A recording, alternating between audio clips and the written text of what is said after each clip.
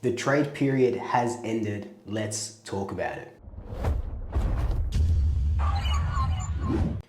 So you're probably wondering where the hell I am. I am in the showers of my hostel. I just got to Amsterdam. It's midnight. I've just been on a 6-hour train, but the grind doesn't stop. So hopefully the sound's okay. It's only going to be a quick video, but I've noticed that still 60% of people that are watching aren't subscribed. If you appreciate the grind, hit that subscribe button.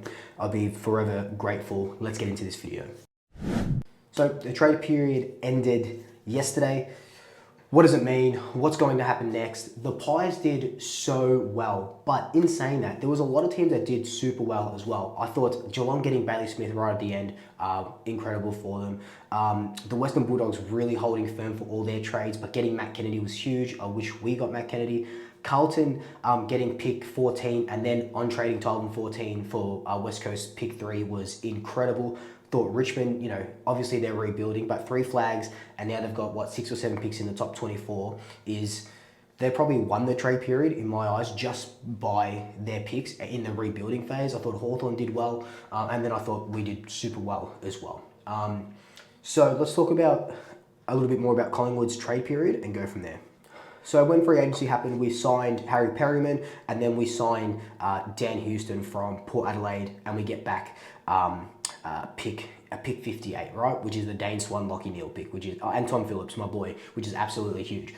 But we went to this trade period with no trade capital, no first round draft pick, and there wasn't really any expectations on who we could get. Yes, there was a little bit of talks of Perryman, but he was packaged up, ready to go to Port Adelaide. Houston was packaged up, ready to go to Melbourne. He said no to Melbourne. Then he said, no, I'm staying at Port Adelaide. Then he said, oh, actually, I want to go to Carlton. Carlton said, nah, we're not going to give you one of our draft picks because we want that pick 3. Then he comes to us. Cool, I'm happy with that. We Bradburied our way and got Dan Houston, one of the best players in the game. Well, according to Champion Data, like I said, ranked 15th best player in the game last season, or this season, however you want to see it. It took a while, it took some time. There's a lot of complicated parts, as we know, but no, we're really happy. We get the player that we want. He's going to add to our list straight away, and yeah, we're pumped. Yeah. I said in my video yesterday at the start of the trade deadline that there was a feeling in my stomach that we were still cooking, like we were going to do something. But that feeling in my stomach must have just been the dumplings that I ate, because we didn't do anything, and I slept all the way through that last trade period because I was finally able to get some sleep and not waking up every hour to see if we signed Dan Houston. And Lepage said that we weren't going for Devon Robinson, we weren't going to do any more trades, and that was it. We were done. We were happy that we got our men, Perryman and Houston. Overall, I'd give our trade period an A. It's probably one of the most significant trade periods that we haven't had in a while. That's including, you know, Tom Mitchell, Billy Frampton, and Bobby Hill. Dan McStay's that free agent as well there. I think this might be a little bit better than that. Houston at 27, Perryman at 25. You know, there's all this talk about players over picks, players over picks. Oh, Collingwood aren't doing it for the future. That is our future. 27 and 25, that's at least, you know, 5 years each for those guys, and they're for the now. They slot straight into our best 23. They make our team 1,000% better. Do you feel like you've sold away your future for the now too heavily? No, not really. You know, we didn't have a first round pick to use this year in this draft, so we have given up one in the future, but as we know, the 26, 7, you're able to use future picks to come forward. There's lots of opportunities to come. You know, we understand too where our age demographic of our list is at. But regarding our picks, we've got 3 picks in the 50s. They'll slide down to the 40s like we've been talking about, you know, so that's totally fine. I don't mind that. You do need to pick up players still. Remember that now, after the trade period is done, you can still trade draft picks all the way up until the dates that I've got down below.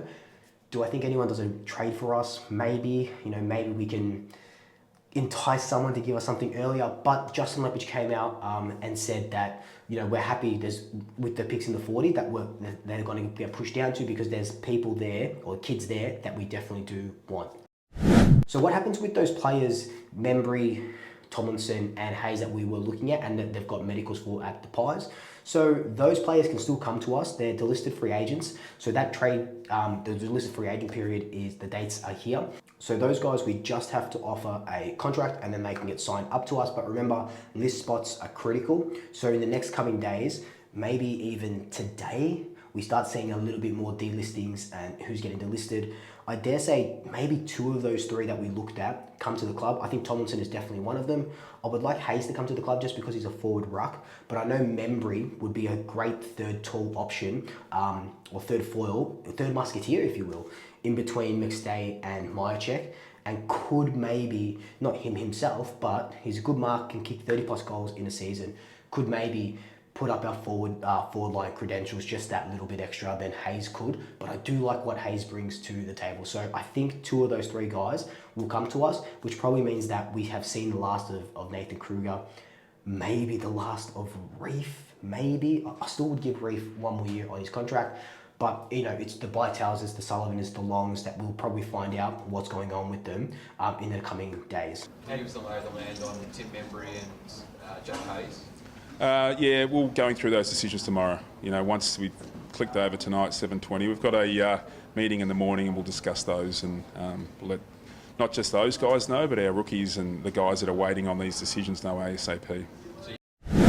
But anyway, guys, I'm going to end that video there. Just a quick trade recap. Remember, I've given him an A. Could have been an A+ if we just did a little bit more work. I would have liked Devon Robinson, but how were you going to get him?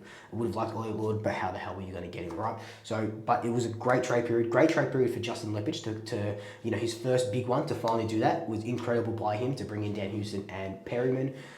I'm going to go shower and sleep. But until then, like, comment, subscribe, tell your family, tell your friends, tell your pets. And until next time, double shackers. I'll swoop you later.